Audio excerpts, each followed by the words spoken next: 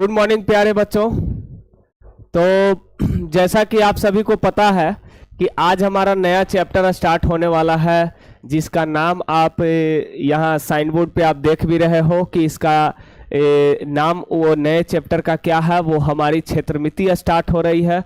इसे हम लोग इंग्लिश में हम लोग मेंसुरेशन बोलते हैं, अंग्रेजी में मेंसुरेशन बोलते हैं। मेंसुरेशन का अर्थ होता है क्षेत्रमिति होता है, अर्थात मिति का मतलब होता है मापन होता है। ठीक है, मिति का मतलब मापन होता है और क्षेत्र का मतलब आप समझ सकते हो क्षेत्र ही होता है, जगह होता है। किसी स्थान, कोई स्थान हो सकता है, तो किसी स्थान या कोई जगह का मापन करना ही, मापन करने के लिए जिस भाग में हम अध्ययन करते हैं गणित की, वही भाग क्या कहलाता है? क्षेत्रमिति कहलाता है। ठीक है, तो हम सबसे पहले ना क्षेत्रमिति की परिभाषा हम पहले लिखेंगे कि क्षेत्रमिति आखिर हम कहते किसे हैं। ठीक है, तो आप लिखेगा गणित की वह शाखा, गणित की वह शाखा, गणित की वह शाखा, गणित की वह शाखा जिसमें जिसमें हम किसी भी क्षेत्र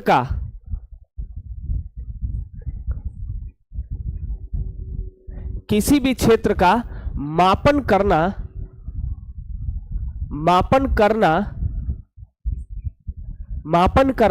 सीखते हैं, मापन करना सीखते हैं,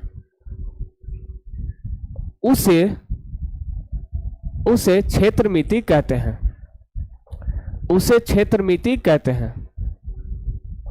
ठीक है, और अंग्रेजी में इसे क्या कहा जाता है? इसे मेंसुरेशन कहा जाता है। ध्यान में रखना इस बात को। ठीक है, हमारी इस चैप्टर में एकदम पूरा भरपूर थ्योरी चलेगा। ठीक है, आप जैसा आप देख रहे हो यहाँ, ये पूरा एकदम भरपूर हमारा थ्योरी चलेगा और पूरी तरह से कॉन्सेप्ट भी हमारी चलेगी इसमें। ठीक है, और जो लोग अगर रट्टू मल है, रट्टू तोता है, उन लोगों के लिए यह वीडियो बिल्कुल नहीं है। ठीक है, जो खोपड़ी का इस्तेमाल करना जानते हैं, जो ये सोच के इस सेशन में ऐड हुए हैं कि हमें कुछ अपने दिमाग का इस्तेमाल करके हमको बेहतर ढंग से हमें इस क्षेत्रमिति का पूरा आनंद लेना है, मैं दावे के साथ कह सकता हूं कि जो लोग अगर एक भी वीडियो अगर मिस नहीं करते हैं, तो निश्चित मैं कहता हूं प्रीवियस वाले एक्सरसाइज के थ्योरी और उसके प्रैक्टिस के बेस पे मैं आपको बता सकता हूं कि यह चैप्टर भी आपका उन सभी चैप्टर से भी शानदार जाने वाला है। और सबसे कंफ्यूजन, सबसे बड़ा मैंने समस्या इसी चैप्टर में बहुत लोगों का उठता है, उन सभी समस्याओं को एकदम हम जीरो टॉलरेंस के साथ खत्म करने वाले हैं।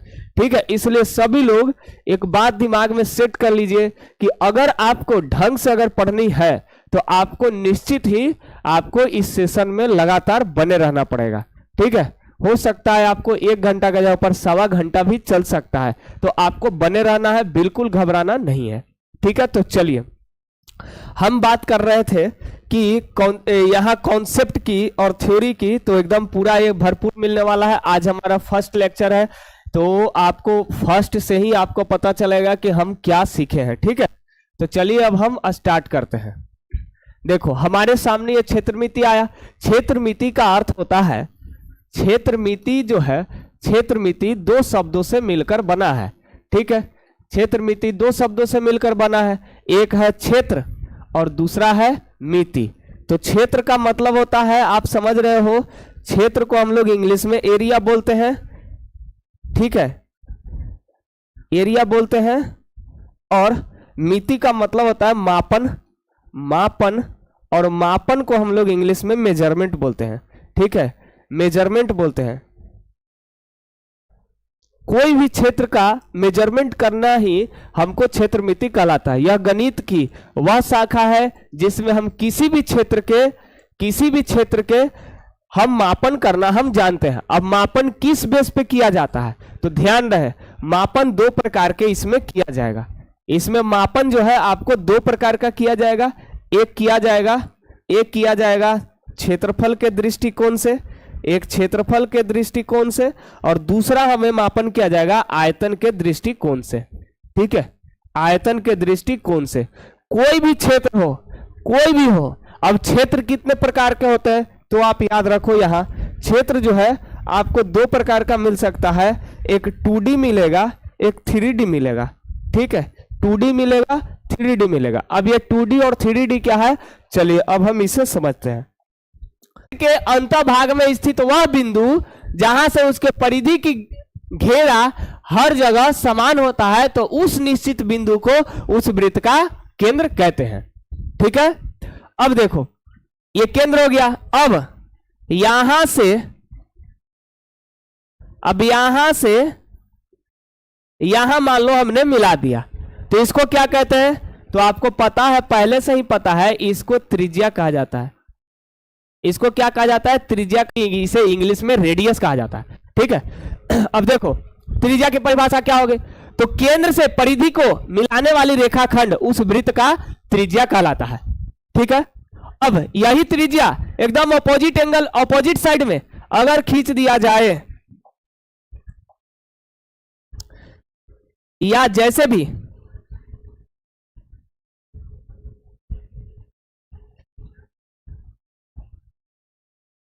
यहां हमने खींच दिया, सॉरी ये एरो नहीं रहेगा, ये जो हो गया, इसको हम क्या कहेंगे, तो इसको हम क्या कहेंगे बताओ, इसे हम क्या कहेंगे,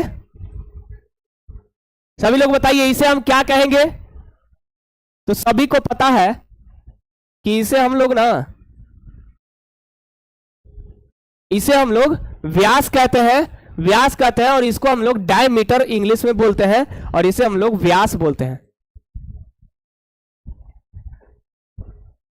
व्यास कहते हैं, और इसको इंग्लिश में हम लोग डायमीटर बोलते हैं, इसलिए हम लोग स्मॉल डी से सूचित करते हैं। अब व्यास की परिभाषा क्या होगी, व्यास की परिभाषा क्या होगी, तो हम बोल सकते हैं, व्यास की परिभाषा को हमको बोलने से पहले एक छोटा सा हमको अभी जानने का जरूरत है, वो ये,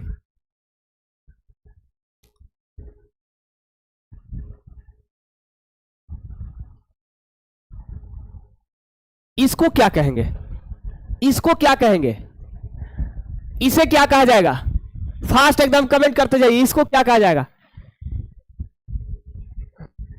तो इसको कोई नहीं बता पा रहे हैं तो जान लीजिए,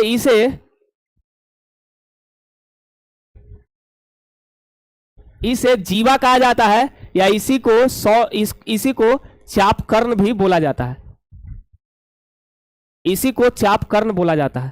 ठीक है, यानी इसकी परिभाषा क्या होगी, बिल्कुल बहुत सुंदर,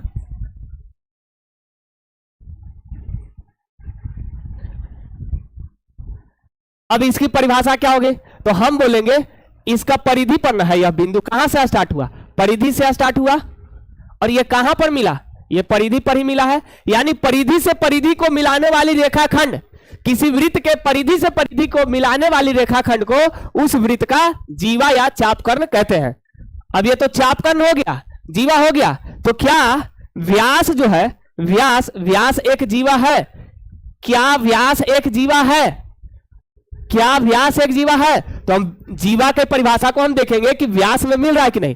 तब जीवा का परिभाषा होता है कि point to point who is situated at the line of circumference. ठीक है, परिधि के जो रेखाखंड होगी उस पर वह निर्दिष्ट होना चाहिए, उस पर होना चाहिए। तो आप देखो यहां पर है, यहां भी है, तो यह है, इसलिए इसको जीवा कहा जा सकता है, नो डाउट। यह प्रत्येक व्यास एक जीवा है, लेकिन अब यह सोचना है कि क्या जीवा को हम व्यास कह सकते हैं, तो यहां पर होगा नहीं, बिल्कुल गलत है। सबसे पहला आंसर किए तो सानिया किए हैं, हाँ कह रहे हैं, बिल्कुल नहीं, गलत है। जीवा को हम लोग कभी भी कह नहीं सकते हैं व्यास, हो सकता है व्यास हो भी और हो सकता है नहीं भी हो। ठीक है, तो आप कह रहे हैं कि जीवा को व्यास कहेंगे, गलत है सानिया। ठीक है, ये आपको ध्यान रखना पड़ेगा, प्रत्येक व्यास को हम जीवा कह सकते हैं, लेकिन प्रत्येक जीवा को व्यास नहीं कह सकते हैं। क्यों नहीं, क्योंकि क्योंकि वृत्त का जो व्यास होता है, वृत्त का व्यास होता है, वह उस वृत्त की सबसे बड़ी जीवा होती है, सबसे बड़ी जीवा होती है, वह वृत्त की सबसे बड़ी जीवा होती है। व्यास जो है वृत्त की सबसे बड़ी जीवा होती है। क्यों बड़ी जीवा होती है? क्यों बड़ी होती है? क्योंकि यह सबसे मध्य में स्थित होता है, सबसे मध्य में स्थित होता है। और जो जीवा सबसे मध्य में स्थित होगा वह निश्चित है कि वह केंद्र से होकर क्रॉस करेगा, केंद्र से होकर क्या होगा? क्रॉस करेगा। यानी कि वह जीवा, इसका व्यास की परिभाषा बोलने के लिए हम ऐसे नहीं बोल सकते हैं। कोई अगर बोल देंगे कि त्रिज्या के दुगने भाग को हम व्यास कहते हैं, एकदम पूरा गलत हो जाएगा, 100 नहीं 1000% गलत होगा, बता दे रहे हैं। तो उसका सही परिभाषा क्या होगा? सो देखिए, हम बोलेंगे कि वृत्त की वह जीवा, वृत्त की वह जीवा जो उस वृत्त की सबसे बड़ी हो, या फिर वह जीवा जो केंद्र से होकर गुजरता है, उस जीवा को उस वृत्त का व्यास है ना। तो आपको ध्यान रखना है कि जीवा जो होता है सब व्यास नहीं हो सकता है, लेकिन सब कि अगर ये बोल देंगे कि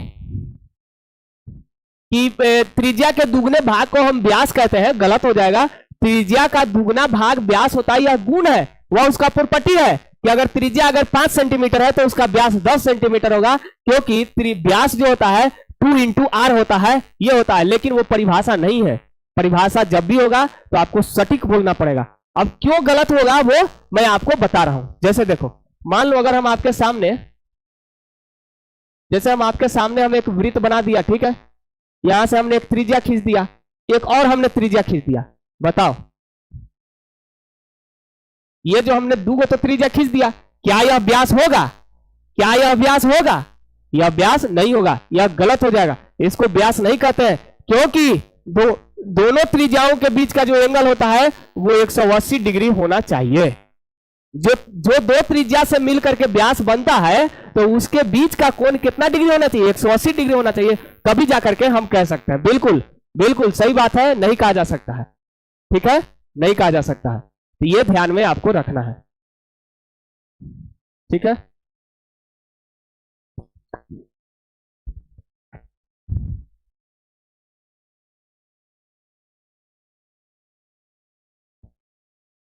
ठीक है, ये बात हो गई व्यास के बारे में। अब देखो, अब आगे देखो, मान लो यहां से यहां हमने खींचा, एक लाइन खींचा और कर दिया। अब आप तो आप बताइए कि इस क्षेत्र को क्या कहा जाएगा?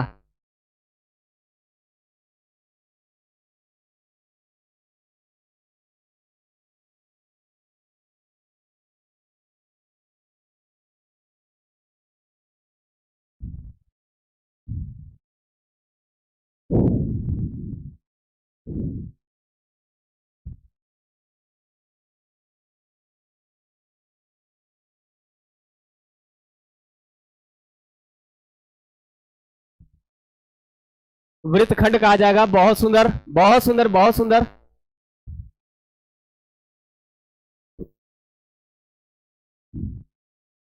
इसे वृत्तखंड कहा जाएगा, बिल्कुल सही है, ठीक है, बहुत सुंदर। इसे वृत्तखंड ही कहा जाएगा क्योंकि यह वृत्त का जो एक जीवा से अगर अगर यह टूटता है दो भाग में, जीवा से अगर टूटता है दो भाग में अगर ये टूट रहा है, तो आप यहां देख रहे हो कि दो हिस्सा बन रहा है, एक बड़ा हिस्सा है, एक छोटा हिस्सा है। तो एक को कहा जाएगा वृत्तखंड कहा जाएगा। तो वृत्तखंड दोनों है, दोनों वृत्तखंड है, वृत्त, ठीक है। लेकिन ये दोनों वृत्तखंड में यह एक कैसा वृत्तखंड है? तो आपको पता है कि यह एक होगा छोटा वृत्तखंड, एक होगा बड़ा वृत्तखंड। तो बड़ा वृत्तखंड होगा उसे दीर्घ वृत्तखंड कहा जाएगा, जो छोटा वृत्तखंड होगा उसे लघु वृत्तखंड कहेंगे। और वृत्तखंड में लघु वृत्तखंड जो होगा, लघु वृत्तखंड होगा, वह सेंटर से बाहर का चीज होगा। अब देखो, इसका ये सेंटर है, ये सेंटर है। तो आप देखो, ये कौन सा वृत्तखंड हुआ? ये हुआ इसका लघु वृत्तखंड, ये लघु वृत्तखंड है, तो आप देखो क्या यह लघु वृत्तखंड में सेंटर है? नहीं। ये कौन सा वृत्तखंड है? तो यह भी वृत्तखंड है, लेकिन यह कैसा दीर्घ दीर्घ वृत्तखंड होगा?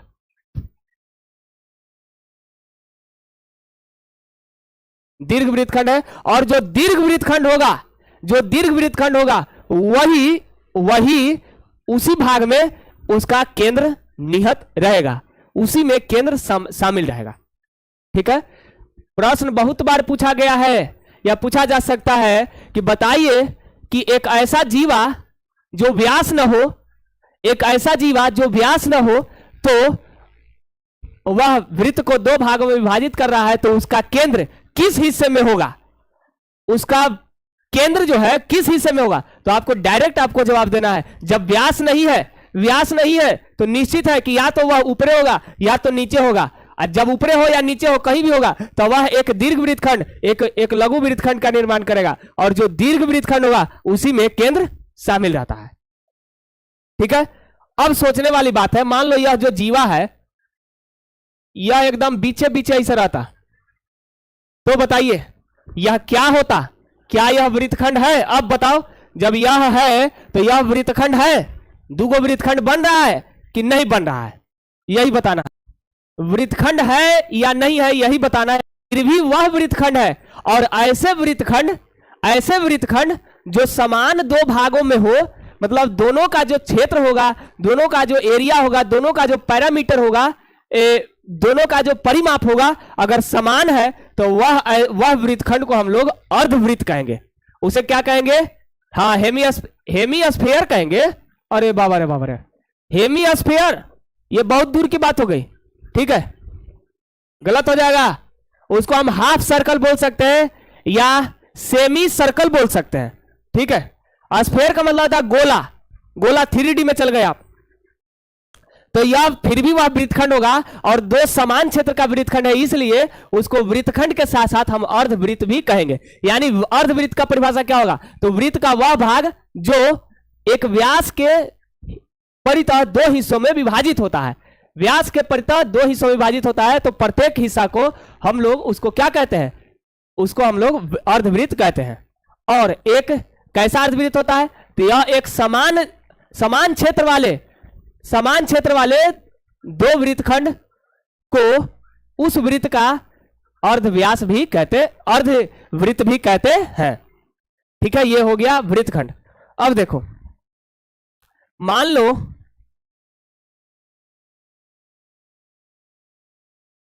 ये हमने किया। ठीक है,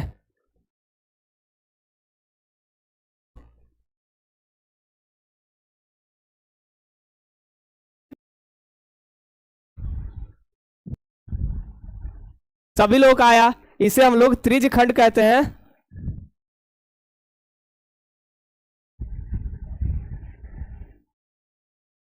तो त्रिज्यखंड को भी आप यहां पर देख लीजिए।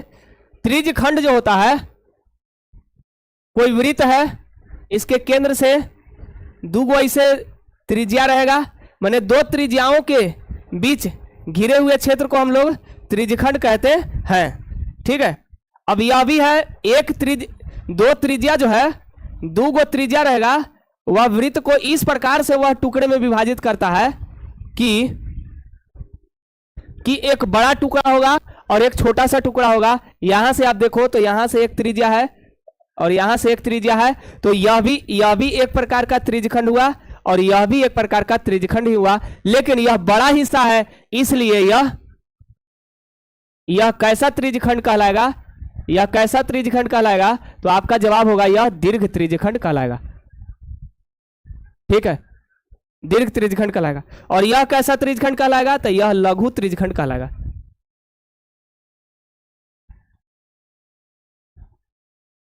ठीक है, यह क्या कहलाएगा? लघु त्रिज्यखंड कहलाएगा। अब देखो, वृत्तखंड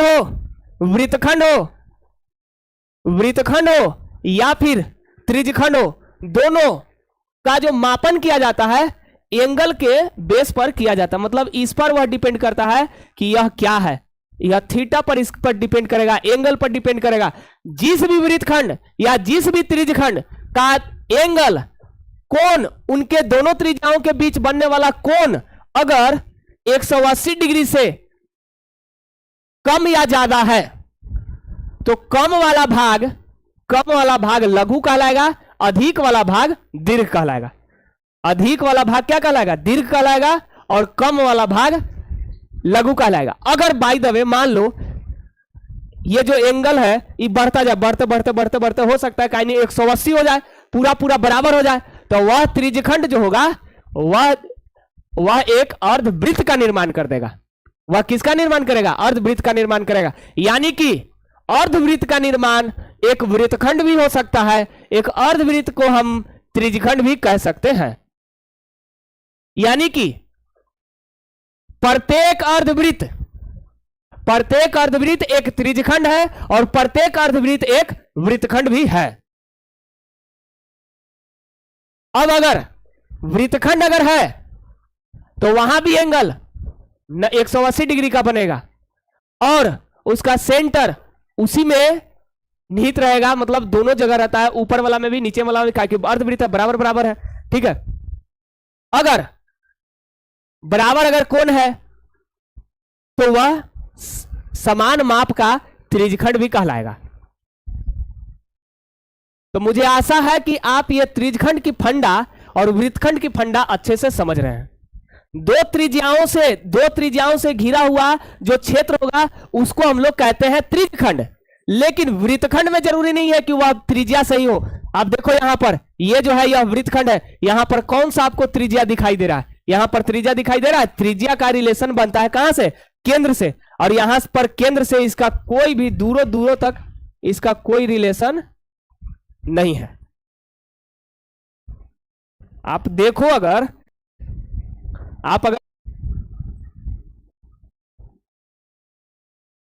ठीक है, तो ये सब बात है, छोटी मोटी बात है जो आपको जानना जरूरी है। ठीक है, अब देखो मुख्य बिंदु पर आते हैं। फार्मूला के अब हम सेक्शन में आ रहे हैं, फार्मूला में सूत्र पर।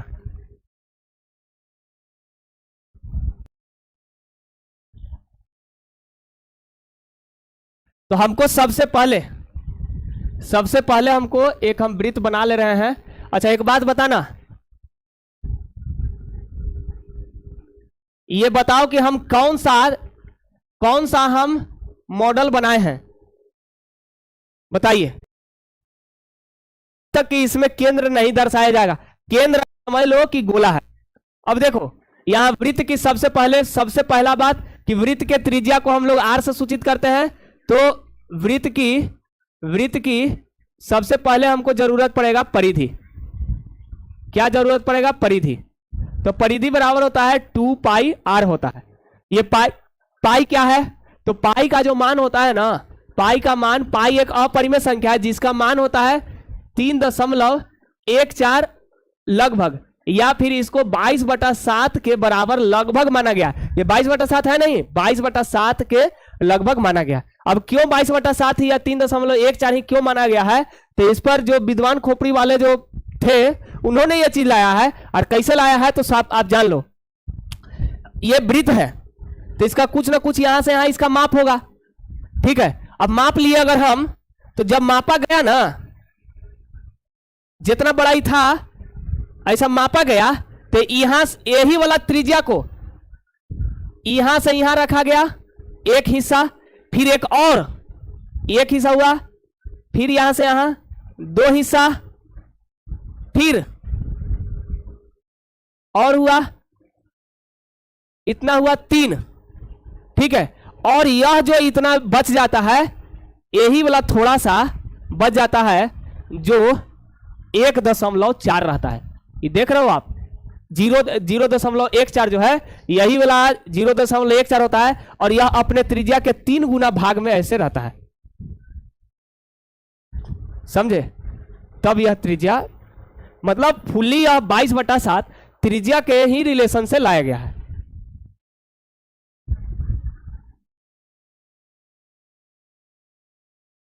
तो चलो देखो, ये परिधि बराबर होता है 2 पाई r। अब यही वृत्त का अगर क्षेत्रफल अगर बात करें तो क्षेत्रफल बराबर हो जाएगा पाई r स्क्वायर। ठीक है, पाई r स्क्वायर।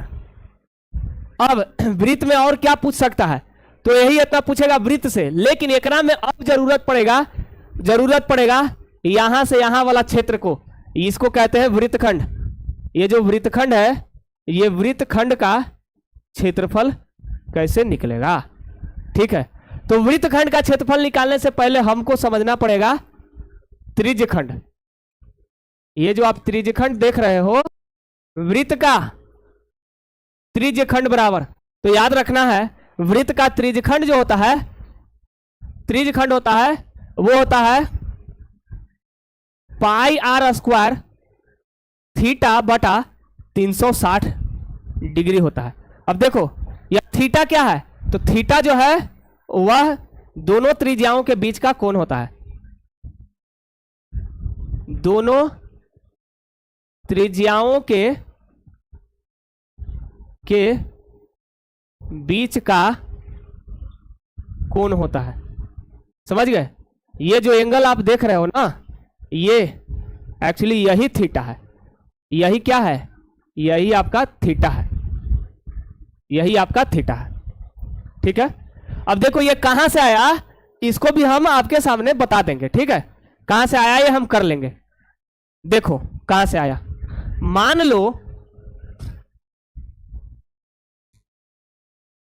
मान लिया अगर जाए कि यह पूरा वृत्त का क्षेत्रफल क्या होता है, आप देख रहे हो यहां 3 पाई आर स्क्वायर होता है।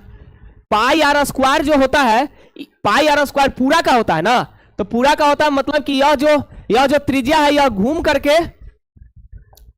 घूम के यहां से स्टार्ट हुआ एंगल, तो पूरा एक चक्कर मारने में कितना डिग्री घूमता है, तो आपका जवाब होगा 360 डिग्री। यानी यह जो क्षेत्रफल है, यह जो क्षेत्रफल पाई आर स्क्वायर है, यह कितना डिग्री के लिए है, तो आपका जवाब होगा यह 360 डिग्री के लिए है, 360 डिग्री के लिए है, पाई आर स्क्वायर है, ठीक है। अगर हम आपसे पूछेंगे कि अगर 1 डिग्री बराबर अगर पूछा जाएगा तो 1 डिग्री निकालने के लिए आप क्या करते, तो आपका जवाब होता है 1 डिग्री निकालने के लिए 360 से भागा देते। यही नहीं करते कि 5 कलम के दाम बाबू है 20 रुपया, तो 1 कलम का दाम कै रुपया, तो 20/5 रुपया, यही ना हम बोलते हैं। तो वैसे ही आप यहां समझ लो कि 360 डिग्री के लिए है, 360 डिग्री बराबर पाई आर स्क्वायर पूरा क्षेत्रफल, तो 1 डिग्री बराबर तो पाई आर स्क्वायर बटा 360 डिग्री, ये होगा पाई आर स्क्वायर 360 डिग्री। लेकिन इसके बीच का हमको जितना भी निकालना है, हमको यही इतना निकालना है, तो इसका बीच का कोण दिया हो रहेगा कि आप 50 डिग्री तक निकालिए, 60 डिग्री के निकालिए, 80 डिग्री के निकालिए, 180 के निकालिए, 270 का निकालिए, कुछ ना कुछ रहेगा। तो जो यहां पर एंगल दे रहेगा तो उतना डिग्री का हमको मान निकालना है। तो मान लो हमने मान लिया था कि वह थीटा डिग्री है, तो थीटा बराबर अगर हमको निकालना रहेगा तो 1 डिग्री का अगर हमको मालूम अगर चल गया है तो थीटा का निकालना है, तो हम क्या करेंगे, पाई आर स्क्वायर बटा 360 है, तो हम यही थीटा से हम यहां पर क्या कर देते हैं, गुना कर देते हैं, और जो आएगा वही क्या कहलाएगा, त्रिज्यखंड का क्षेत्रफल कहलाएगा। यानी कि आप देखो पाई आर स्क्वायर ये थीटा और बटा क्या हो जाएगा 360 डिग्री हो जाएगा, किसके बराबर, ये त्रिज्यखंड का क्षेत्रफल बराबर, ठीक है। ये त्रिज्यखंड का क्षेत्रफल हो गया। अब देखो मान लो हमको इसका ना, हमको ये वृत्तखंड का निकालना था, ये वाला हिस्सा हमको निकालना है, ये वाला हिस्सा हमको सिर्फ निकालना है। तो हम क्या करेंगे, मान लो अगर यहां से यहां और यहां से यहां अगर हम कर दे, अगर ये पूरा अगर क्षेत्र का अगर निकालना अगर हमको रहे, तो आप क्या बोल सकते हो, आप क्या बोलोगे, वह त्रिज्यखंड बोलोगे। हमको निकालना है वृत्तखंड। अगर यह त्रिज्यखंड के क्षेत्रफल में से ये जो आप देख रहे हो, ये जो आप देख रहे हो, ये मतलब यहां से ये जो आप हिस्सा देख रहे हैं, अगर त्रिज्यखंड में से इस हिस्सा को अगर हटा लिया जाए तो यही वाला हिस्सा न रह जाएगा, यही ना वृत्तखंड है, इसी का ना क्षेत्रफल हमको निकल जाए। मान लो ये पूरा हमको पूरा निकला, मान लो कि हमको 10 सेंटीमीटर स्क्वायर निकला, और ई वाला ये जो त्रिभुज है, ये त्रिभुज का क्षेत्रफल मान लो हमको निकला 3 सेंटीमीटर स्क्वायर, तो इसका वृत्तखंड का क्षेत्रफल क्या होगा, तो 10 में से 3 हम घटा देंगे और निकल जाएगा हमको 7 सेंटीमीटर स्क्वायर।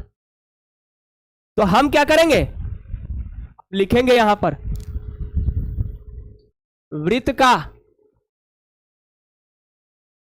वृत्तखंड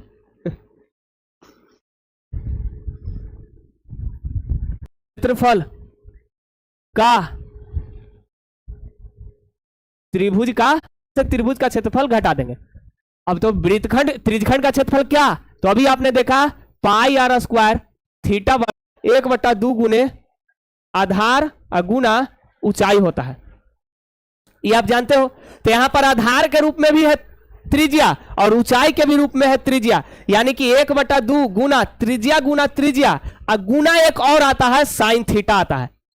क्या आता है, साइन थीटा पड़ा है। साइन थीटा ला रहे हो, मैंने हम थीटा क्यों ला रहे हैं, तो कैसा होगा, तो सबका अलग अलग क्षेत्रफल कौन आएगा, इसके एंगल पर अंतर आएगा, समझे, इसका एंगल पर अंतर आएगा। एंगल क्या है, यानी कि हमको यहां पर त्रिभुज का जो क्षेत्रफल होता है वो क्या लिखेंगे, 1/2 गुने आधार के रूप में क्या त्रिज्या 1/2 गुने आर गुने आर गुने साइन थीटा, अर्थात क्या हो जाएगा, थीटा हो जाएगा। ठीक है, आप ये वाला बोल सकते हो, या फिर इसके अलावा भी आप काम कर सकते हैं, एक और बना सकते हैं। आप क्या करिए, ये नीचे ये 2 पार्ट में बट गया ना, एक ये और एक ये, तो आप दोनों में देखो आर स्क्वायर, एकरों में आर स्क्वायर देख रहे हो, इसमें हालांकि इसमें थीटा है, एक में साइन थीटा है, ऐसा ना कोई समझे कि थीटा है अलग है, नहीं, थीटा साइन के साथ है, या सिर्फ थीटा है, यहां साइन थीटा है। तो देखो इसमें 360 है, यहां पर 1/2 है, तो स्क्वायर हम कॉमन ले सकते हैं। अगर कॉमन ले लेंगे तो देखो आर स्क्वायर, आइए 2 कॉमन हो गया, तो आर स्क्वायर कॉमन हो गया, तो ऊपर में क्या बचा, पाई बटा, अब यहां से 2 कॉमन हो गया है, तो 180 डिग्री माइनस 1/2 कॉमन हो गया, आर स्क्वायर। ठीक है, अब जैसे मान लो कि यहां पर अगर एंगल रहेगा 60 डिग्री, तो यहां लिखाएगा 60 डिग्री, और साइन 60 डिग्री का मान होता है, जो आप त्रिकोणमिति में जानते हैं, साइन 60 डिग्री का मान √3/2 होता है। तो आप यहां पर साइन 60 डिग्री लिख करके नेक्स्ट लाइन में आप यहां पर डायरेक्ट लिखेंगे √3/2 लिखेंगे। मान लो आ गया 30 डिग्री, तो 30 डिग्री का मान देंगे, 45 डिग्री 45 का मान देंगे। तो आपको इसमें साइन का वैल्यू आपको पता रहना चाहिए। अब जैसे कभी कभी 120 डिग्री आ जाएगा, तो आपको साइन में हम 90 के ऊपर वाला भी हम आपको बताए हैं कि कितना डिग्री होता है, कैसे होता है और कितना मान होता है, ये भी हमने आपको बताया है। तो ये ध्यान में आपको रखना है। ये फॉर्मूला हो गया पाई आर स्क्वायर थीटा बटा 360 minus 1/2 R square minus R square sine theta गुना के रूप में। ठीक है, ये ध्यान में रखना है। अब आगे हम बात करते हैं, यहां से यहां अगर तोड़ दिया जाए तो इसका क्या नाम होता है, यहां से यहां जो हिस्सा बन रहा है इसका क्या नाम है, तो आपका जवाब होगा, इसका नाम क्या है, कमेंट करो। बहुत सुंदर, चाप, बहुत सुंदर, गुड। इसको हम बोलते हैं चाप बोलते हैं, इसको चाप बोला जाता है, और इसी को अंग्रेजी में शायद आर्क बोला जाता है। तो चलो ध्यान रखते हैं ये चाप क्या है। तो याद रखना चाप और चाप कर्ण अलग अलग है। चाप ये है जो परिधि का टुकड़ा होता है, और चाप कर्ण जो है वह एक जीवा होता है। तो दोनों अलग अलग बात है। ठीक है, तो ये चाप हो गया। तब देखो ये जो चाप है यह छोटा है तो लघु चाप, ये बड़ा है यह भी चाप है, यह भी बड़ा है, तो यह होगा दीर्घ चाप। अब जो दीर्घ चाप रहेगा ओकरे में सेंटर समाल रहेगा, केंद्र जो है उसी में समाल रहेगा। तो आप जान लीजिए कि चाप के जो है वह किस पर डिपेंड करता है, किससे वह टुकड़ा विभाजित होता है, तो वह परिधि से होता है, और किसके परितः, तो वह एंगल के परितः। ये जो आप देख रहे हो ये इस पर डिपेंड करेगा कि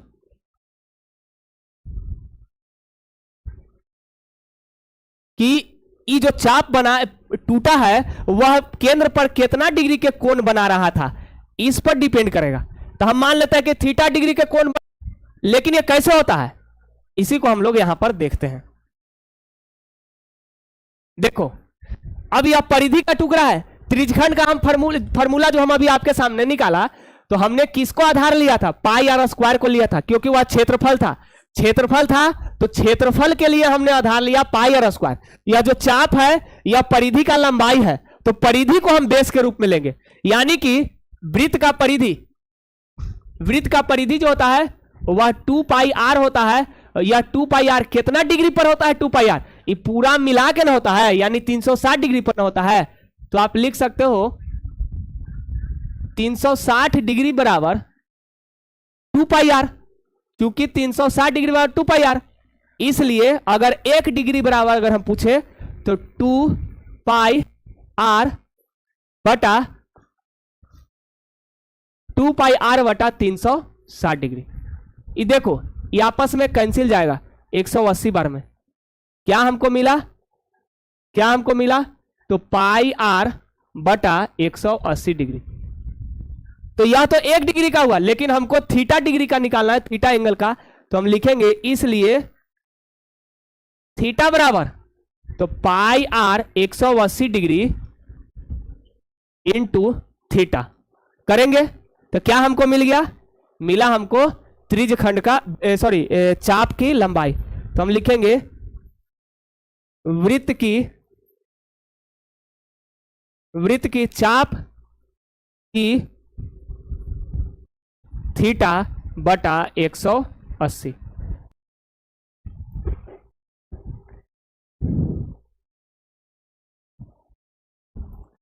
ठीक है, तो ये किसकी बात हमारी हो रही थी? ये चाप की बात हो रही थी।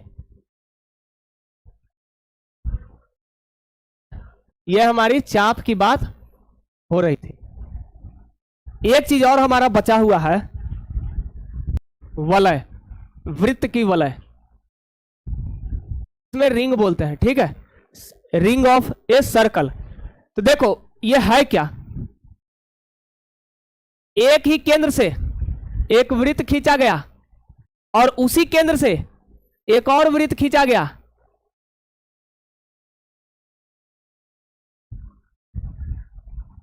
एक और जो वृत्त खींचा गया तो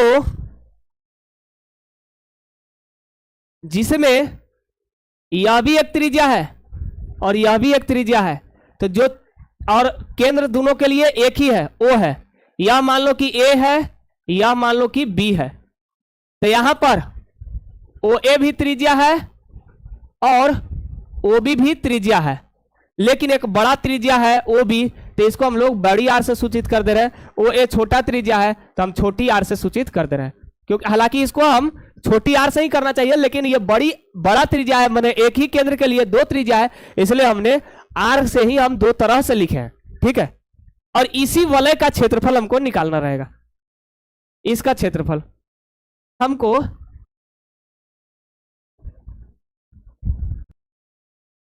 तो क्षेत्रफल निकालना है माइनस छोटी आर स्क्वायर। बहुत सुंदर, बिल्कुल बिल्कुल सही है।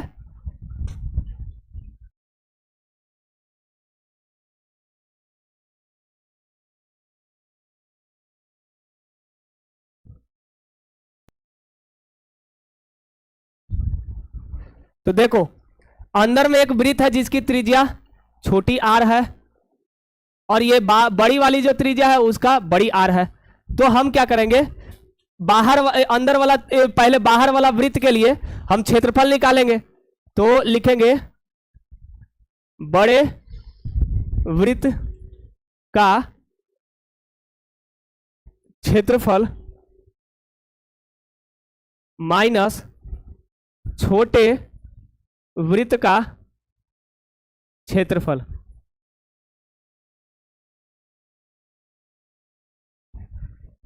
किसके लिए? वलय का क्षेत्रफल बराबर। ठीक है, तो बड़ा वाला वृत्त पाई बड़ी आर स्क्वायर, छोटा वाला वृत्त पाई छोटी आर स्क्वायर। जब आप इन दोनों को घटाएंगे वो आंसर आपका आ जाएगा। या फिर हम डायरेक्ट इसको लिख सकते हैं। तो किसको कॉमन हम लेंगे? हम कॉमन लेंगे यहां पर पाई को कॉमन लेंगे तो बड़ी आर स्क्वायर माइनस छोटी आर स्क्वायर हो जाएगा। या फिर इसी को आप पाई एक बार ये ए स्क्वायर माइनस बी स्क्वायर पर, तो बड़ी आर प्लस छोटी आर बड़ी आर इनटू बड़ी आर माइनस छोटी आर भी आप लिख सकते हो, और यही आपका क्या हो जाएगा, वलय का क्षेत्रफल बराबर मिल जाएगा। ठीक है, ये आपका क्षेत्रफल मिल जाएगा। समझ में आया सभी लोगों को?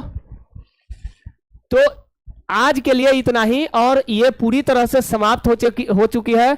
आप चाहोगे तो ये 2D का वृत्त से संबंधित जब आप चैप्टर निकालेंगे तो 100 में 90% प्रश्न आप स्वयं से बना लेंगे। ठीक है, तो आपका एक्सरसाइज आपको बैठना नहीं है, आपको बनाना है। ठीक है, हमारा लक्ष्य है कि ये पूरा मेंसुरेशन, स्कूल खुलने तक में मेंसुरेशन, और इसके बाद का एक और चैप्टर बहुत ही शानदार है, उसको भी यहां पर हम खत्म करा दें। ठीक है, तो चलिए, आशा है कि आज का क्लास आपको अच्छा लगा होगा, समझ में भी बहुत कुछ आया होगा, कुछ नया भी चीज आप सीखे ही होंगे। ठीक है, तो आपको हर चीज आपको एक कॉन्सेप्ट के थ्रू आपको सीखना है, क्योंकि आपको रटना नहीं है, आपको एक बेहतर नॉलेज आपके पास गेन होना चाहिए। उसके लिए आपको समझ विकसित करना है, आपको थ्योरेटिकल रूप से आपको पढ़ना पड़ेगा, चीजें कहां से आ रही है तब होगा। ठीक है, तो होमवर्क आप बनाइएगा। आपका मेंसुरेशन का पहला चैप्टर वृत्त से संबंधित क्षेत्रफल है, शायद वही आपको चैप्टर निकाल करके आप बनाएंगे, निश्चित प्रश्न बहुत बनेगा। ठीक है, और जो क्वेश्चन नहीं बनेगा वो आप हमसे यहाँ पर पूछ भी सकते हैं, आप ग्रुप में भेज सकते हैं, तो आपको जरूर मदद किया जाएगा। ठीक है, तो चलिए आज के लिए इतना ही, कल फिर मिलेंगे और एक नए चैप्टर के साथ मिलेंगे। तब तक के लिए सभी लोगों को थैंक यू, धन्यवाद और जय हिंद।